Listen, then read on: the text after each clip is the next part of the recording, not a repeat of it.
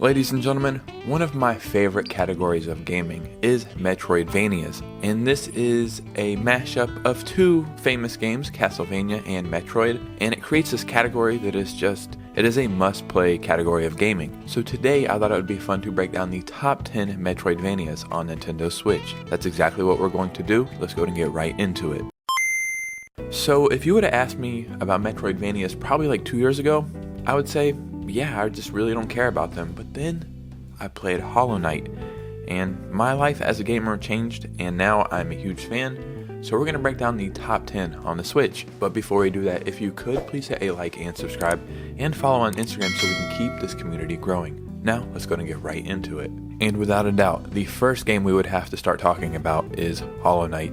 This game changed everything for me. It truly did. Before playing it, I just thought, yeah, this game is not for me. But that was before I played the game. Once I played this game, it literally changed everything. It was one of the most immersive, magical gaming experiences I've ever had, and it's going to be a long time before I can recreate that feeling. It truly is a must-play game. It is so special, so charming, so atmospheric. It's just something I don't know how I'm going to be able to recapture the feeling of, because in my opinion, this is a 10 out of 10 perfect game, and this is a great entry point into this category of gaming.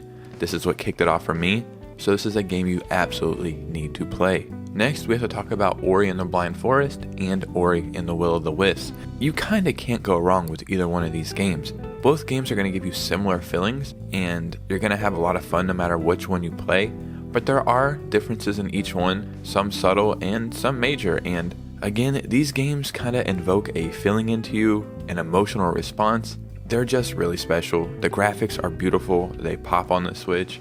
They're kind of timeless games in my opinion. The funny thing is, I tried playing these games on Game Pass and I couldn't get into them, but then after playing Hollow Knight, I decided to give them another chance, and they immediately clicked for me for some reason, and I'm glad I was able to experience them.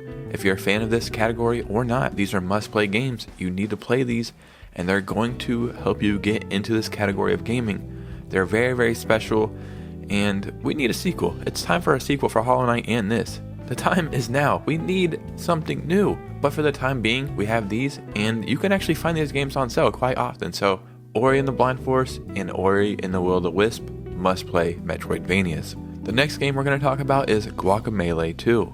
And just off the graphics or the art style, you may be thinking, what the hell is going on here? I remember being a little kid and watching that one show, I think it was on like Nickelodeon or Cartoon Network, called like Mucha Lucha or something like that, and it was like this show about little kids who are luchadors.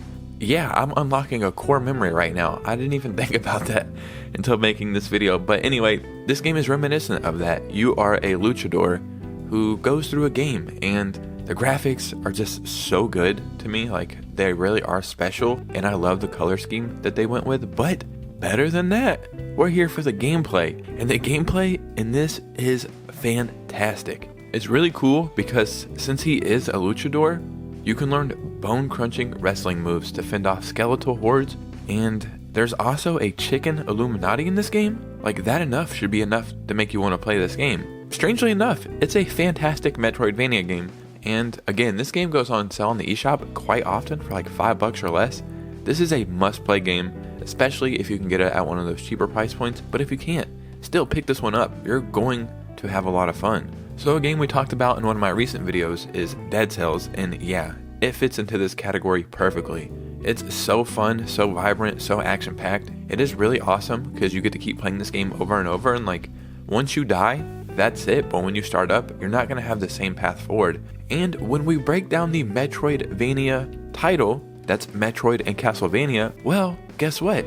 This game actually has a Castlevania DLC that just takes this game to the next level. It is so freaking good. It alone could be its own new game, but they added it as DLC, and it makes this experience just so fun. Yeah, this game showed up in one of my top 10 Switch game list videos for 1,000 reasons. You can pick any of them. It's just a must-play game and one of the best Metroidvanias. And now that it has Castlevania DLC, it's like a puzzle that has two pieces, and the pieces somehow fit perfectly together. Well, there you go. Definitely check out Dead Cells.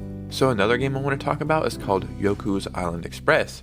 And the cool thing about a lot of Metroidvanias is they try to be innovative. It's like, well, we can't keep doing the same thing over and over because all the games would be pretty much a carbon copy of the game before, maybe with some different graphics, but essentially it would just be the same gameplay. So the thing they always try to do is implement new ways to take on the genre. Well, Yoku's Island Express has their own take where they blend pinball mechanics, platforming, and open world exploration to unlock the secrets of the game. And yeah, I think that's such a genius way to play through a game like pinball mechanics, because it's been a long time since pinball came out. Somebody eventually had to reinvent the wheel, and I don't know if they're reinventing the wheel per se, but they are adding on to it, and it just fits this style some way, somehow, like perfectly. It's something I would have never thought would work. But the story here is really good, the graphics are great, the gameplay and like timing and pacing just is so effortlessly smooth. And yeah, another thing, this game is actually on sale in the eShop right now for $4. Normally it's like 20 bucks, so if this game looks interesting to you, I would go ahead and try to hop on this right now. That's a great price to get into an amazing game. So what about a Metroidvania that is often labeled as a life-changing video game experience? Well, that's exactly what Cave Story is. You are a young hero who discovers a hidden land and vows to protect the defenseless creatures who live there. Can you stop the Mad Doctor and learn the truth about your own past? If you made a list of just any video games, like top 25, top 30 must-play video games, this game often makes those lists, and for good reason. It truly is fantastic. This is a game that I recently learned about myself, like this year. I know, I was late to the party. And after playing it, I was like, okay, my bad, like this is something I should have played a long time ago, but I'm actually kind of happy that I got to experience it later after I could appreciate it for what it is. I am absolutely in love with the graphics and like the feeling that this game gives you. The music is so good, and again, it just flows so perfectly and effortlessly. And this is a game that you can just play over and over and over again. And guess what? It happens to be one of the best Metroidvanias, so that's why it's on this list. So a newer game that falls into this category is Disney's Illusion Island. And when this game was announced, I immediately was interested.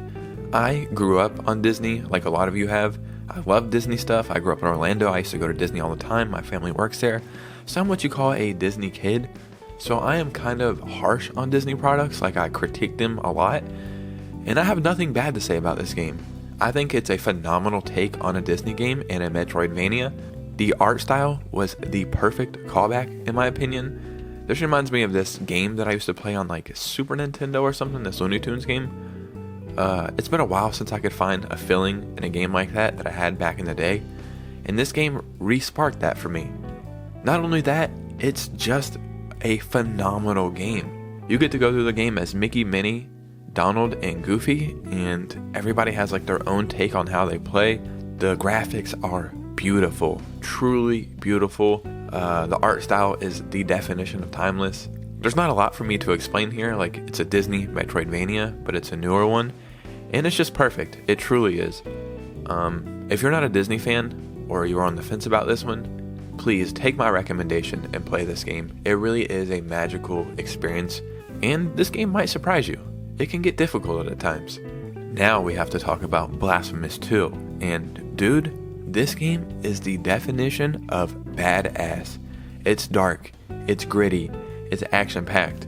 There is 2 of these games, hence the name Blasphemous 2, and you could really not go wrong with either one, but if you're going to play either one, I would recommend starting with the second one, just because it's the newest one, and it's more polished, and there's more stuff going on in it. You awaken in a strange new land, and you're displaced from your final resting place, thrown back into an endless cycle of life, death, and resurrection, with no other options than to explore this new world and uncover its long-forgotten secrets. Just making this video right now makes me want to go play this game. It's so good. It is like more on the graphic adult side, but I think it's not like cheesy in the way it does it.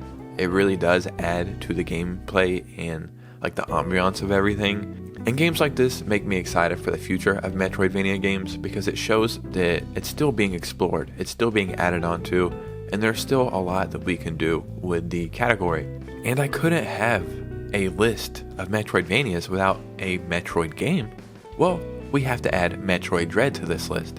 This game shook the world when it came out. It took everybody by surprise. This game was launched alongside the Switch OLED, so it felt like an event when it came out, and it pretty much was. I believe this game was like Game of the Year or something, and it won a bunch of awards when it came out, and for good reason. I was happy to see that a 2D Metroid game could still be prominent in this era of gaming. This game hit it on the head. I literally can't think of a bad thing to say about this game. One thing I will say about this game is it is insanely freaking hard, dude. It is so hard, but that adds to the challenge, and I'm excited. Like, yes, we all want Metroid Prime 4. We need that. It's been being made for like, what, 10 years or something crazy? But I don't want them to forget this style of Metroid games, so I could not make this list without Metroid Dread. What is your favorite Metroidvania game? Castlevania? Metroid? Have you played any of those? Seriously, down below, I would love to hear your thoughts and opinions.